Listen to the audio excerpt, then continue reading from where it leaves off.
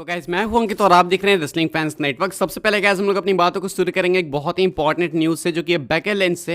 And Becky Lynch guys आज अभी से हो चुकी हैं फ्री एजेंट, यानी कि वो डब्ल्यूडब्ल्यूई के साथ किसी भी तरीके के कॉन्ट्रैक्ट में नहीं है। एंड अभी उनको कोई सी भी प्रमोशन अप्रोच कर सकती है अपनी कंपनी के अंदर लेने के लिए, चाहे वो ऑल एलीट रेसलिंग हो या फिर TNA हो या फिर NJPW हो या फिर कोई इंडी सर्किट का प्रमोशन हो। कहा जा रहा है Becky Lynch contract with WWE has now expired and is now a free agent. पता था हमें कि 1 जून को इनकी डील एक्सपायर होने वाली है एंड यूएसए के हिसाब से आज 1 जून हो भी चुका है एंड बेकी लिंच बन चुकी हैं फ्री एजेंट। तो एक बहुत बड़ी न्यूज़ है, 2013 के बाद पहली बार बेकी लिंच फ्री एजेंट बनी है एंड अभी बहुत सारी कंपनीज इनके पीछे लगने वाली हैं इनको साइन करने के लिए। लेकिन आपको पता है कि end of the day Becky Lynch वापस आएंगी डब्ल्यूडब्ल्यूई के अंदर। लेकिन आपको नहीं लगता कि ये चीज़ काफ़ी कंसर्निंग है कि बेकी लिंच जैसी टॉप टैलेंट अगर फ्री एजेंट बन जा रही है, अगर उनकी डील बिल्कुल एंड तक साइन नहीं हो रही है, तो ये कंसर्निंग है कहीं ना कहीं। एंड ये चीज़ तब से ही हुई है जब से एंडेवर वाली डील हुई है, जब से TKO बना है तब से ही भाई ये पैसे वाला रिफ्ट काफ़ी चल रहा है। पैसे के चक्कर में बजट कट कर दो,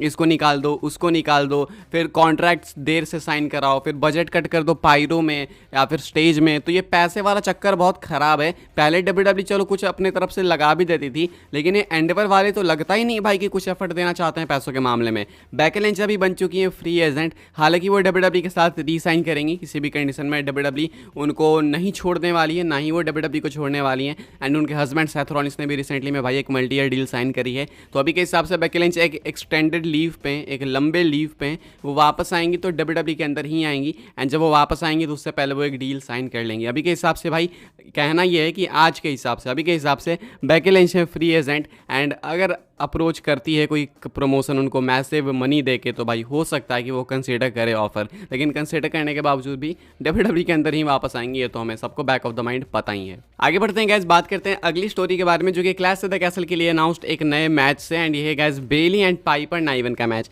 कल मैंने आपको बताया था कि स्मैकडाउन में इनकी फ्यूड कंटिन्यू हो गया एंड आज हमें देखने को भी ऐसा कुछ मिला। आज फिर से बेली को बीटिंग झेलनी पड़ी पाइपर नाइवन के हाथों, लेकिन अब इनका मैच ऑफिशियल हो चुका है क्लैश ऑफ द कैसल के लिए। बेली डिफेंड करने वाली है अपनी women's championship against Piper Niven. Clash of the castle के लिए एक और न्यू मैच अनाउंस हो चुका है। तो क्लैश ऑफ द कैसल का कार्ड कैसा दिख रहा है भाई? अभी हमें देखने को मिल रहा है कि ड्रू मैकिंटायर फेस करेंगे डायमंड प्रिस्ट को उनकी वर्ल्ड टाइटल के लिए, एंड इधर पाइपर नाइवन चैलेंज करेंगी बेली को उनकी विमेंस चैंपियनशिप के लिए। तो ये 2 मैचेस अभी तक के लिए अनाउंस्ड हैं। अब इस मैच में आपका कितना इंटरेस्ट है कमेंट करके बताना। मैं तो बिल्कुल इनकी फ्यूड को फॉलो नहीं कर रहा हूँ, बस ऊपर से जितना देख लिया सोशल मीडिया पे देख लिया, ऐसे तो मैं देखता भी नहीं ढंग से इनकी फ्यूड को, लेकिन देखना होगा क्या होता है। आपको बेली की रन कैसी लग रही है आप लोग बताना, अगर आप एक्चुअली में फॉलो कर रहे हो तो। अभी के हिसाब से क्लैश ऑफ द कैसल का कार्ड शेप अप होते हुए दिख रहा है एंड ये दूसरा मैच है जो कि इस कार्ड के अंदर ऐड किया गया है। आगे बढ़ते हैं गैस, बात करते हैं अगली स्टोरी के बारे में, जो कि LA night and Logan Paul को लेकर। समर स्लैम धीरे धीरे करीब आ रहा है एंड बिल्ड भी स्टार्ट हो चुकी है गैस समर स्लैम के लिए।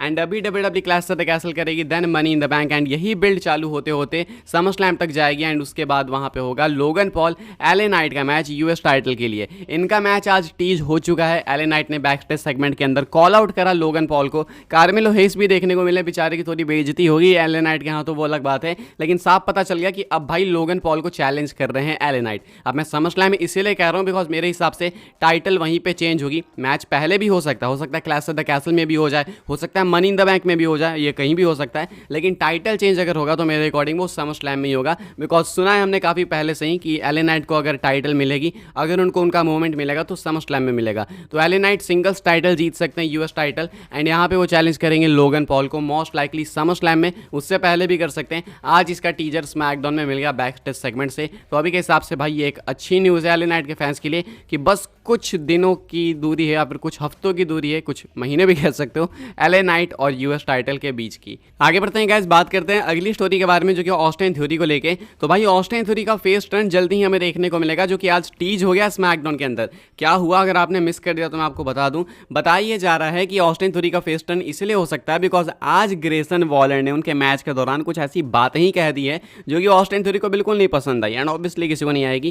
कहते हैं ग्रेसन वॉलर कि मैंने इसको वापस से रेलेवेंट बनाया, किसको, ऑस्टिन थ्योरी को। कमेंटेटर से कह रहे होते हैं कि मैंने इसे वापस से रेलेवेंट बनाया, एंड उसके बाद ऑस्टिन थ्योरी काफी शॉक्ड दिखते हैं कि अरे भाई ये क्या बोलने लगा, बकवास, कोई भी देखेगा भाई। उसके बाद इनके बीच एक हल्का सा रिफ्ट देखने को मिलता है, तालमेल की कमी देखने को मिलती है, जिस वजह से ऑस्टिन थ्योरी मैच भी हार गए अपना टोमासो चिएम्पा से। तो अभी के हिसाब से भाई इनके बीच भी WWE ईस्टर एग्स बोना चालू कर रही है, एंड इनका भी बिट्रेयल हमें देखने को मिलेगा, आपस में ये भी टूटेंगे। मतलब जितनी टैग टीमें भाई बनती है आजकल WWE के अंदर, उनका ब्रेकअप होता ही होता है। तो ऑस्टिन थ्योरी का फेस टर्न होगा इस ब्रेकअप के साथ में, एंड ग्रेसन वॉलर के साथ इनकी फ्यूड होगी। अब ये कितना लंबा खींचेंगे वो देखना होगा, क्या ये समर स्लैम की तरफ बढ़ने वाले हैं या फिर रेसलमेनिया की तरफ, बिकॉज रेसलमेनिया तो बहुत ज़्यादा दूर है।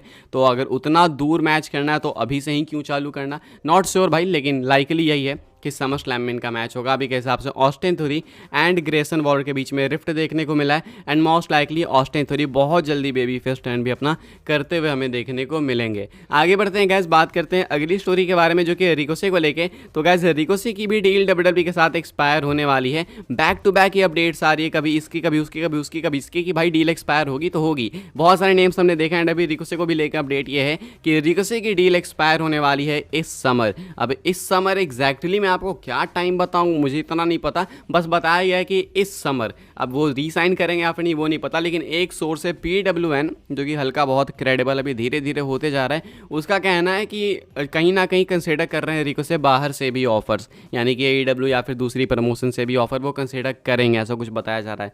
तो अभी के हिसाब से अगर ऐसा है तो ये डेंजरस चीज़ है। तो अगर WWE भाई इनकी भी डील लेट से साइन कराएगी, या फिर अगर WWE सोच रही है कि इनको भी फ्री एजेंट बना देंगे बाद में साइन करेंगे, तो ये रिस्की हो सकता है। अभी के हिसाब से रिकोसे की डील, रिकोसे के कॉन्ट्रैक्ट को लेके ये कुछ अपडेट निकल के सामने आ रही है। आगे बढ़ते हैं गैस, हम लोग बात करते हैं अपनी नेक्स्ट एंड फाइनल स्टोरी के बारे में जो कि रोमन रेंस को लेके। तो क्या एक बार फिर से जब ट्राइबल चीफ वापस आएंगे तो क्या वो कोडी रोड्स के लिए ही वापस आने वाले हैं, बिकॉज आज स्मैकडाउन में टीज तो कुछ ऐसा ही करा गया है। सोलो सिकवा एंड पॉल हेमन का बैक स्टेज सेगमेंट था, जहां पे पॉल हेमन सोलो सिकवा से कहते हैं the strategy when Roman Reigns comes back we have Cody Rhodes in check. यानी कि इनके कहने का मतलब है कि जब रोमन वापस आए तो कोडी को हम लोग अपने लपेटे में लेके रखें, यानी कि कोडी के ऊपर अपना दबाव बना के रखे। कहने का मतलब ये है। सोलो सिकवा कहते हैं कि हमने ऑलरेडी ये चीज़ कर रखी है या फिर हम ऐसा करने वाले हैं, ऐसा सोलो ने कहा। वो कैसे करेंगे या फिर कैसे कर रहे हैं वो तो सोलो ही जाने, शायद आगे सोलो कोडी का मैच होगा वो हमें देखने को मिल जाएगा। लेकिन अभी के हिसाब से पॉल हेमन की बातों से तो ये पता चला ना कि रोमन जब आएंगे तो कोडी को दबा के ही रखेंगे। तो क्या रोमन हील बन के ही वापस आने वाले हैं, या फिर क्या रोमन रेंस वापस कोडी रोड से एक रीमैच लेने के लिए आने वाले हैं, वो एग्जैक्टली नहीं कह सकते। लेकिन अगर ये प्लान्स अभी के हिसाब से हैं तो WWE ऐसा आपको दिखाना चाहती है कि रोमन रेंस अभी भी कोडी से बदला लेना चाहते हैं, लेकिन सोलो सिकवा कुछ गड़बड़ करेंगे, ऊट पटांग करेंगे, डिसीजंस के अगेंस्ट जाएंगे रोमन के, देन इसलिए रोमन रेंस कोडी को भूल के सोलो सिकवा की बजाने आ जाएंगे। तो मेरे हिसाब से जितना मैं WWE को समझता हूँ उतना मैं आपको ये बता सकता हूँ। बाकी यू नेवर नो, हो सकता है रोमन कोडी का रीमैच हो जाए, हो सकता है रोमन कोडी दूर दूर तक साथ में भी नहीं आए, लेकिन मेरे हिसाब से मोस्ट लाइकली सोलो कोडी का मैच पहले होगा, वो चीज़ लीड करेगी रोमन के रिटर्न की तरफ। फिलहाल गाइज इस वीडियो के लिए बस यही कुछ अपडेट्स थी। आई होप आपको इन्फॉर्मेशन मिली हो तो वीडियो को लाइक करें, शेयर करें, सब्सक्राइब करें, चैनल को फॉलो कर सकते हैं आप लोग मुझे इंस्टाग्राम एंड ट्विटर पर, लिंक आपको मिल जाएगी डिस्क्रिप्शन में। ज्वाइन कर सकते हैं व्हाट्सएप चैनल को, उसके भी लिंक है डिस्क्रिप्शन में। मिलते हैं अपनी नेक्स्ट ऑफर काफ़ी इंटरेस्टिंग वीडियो में।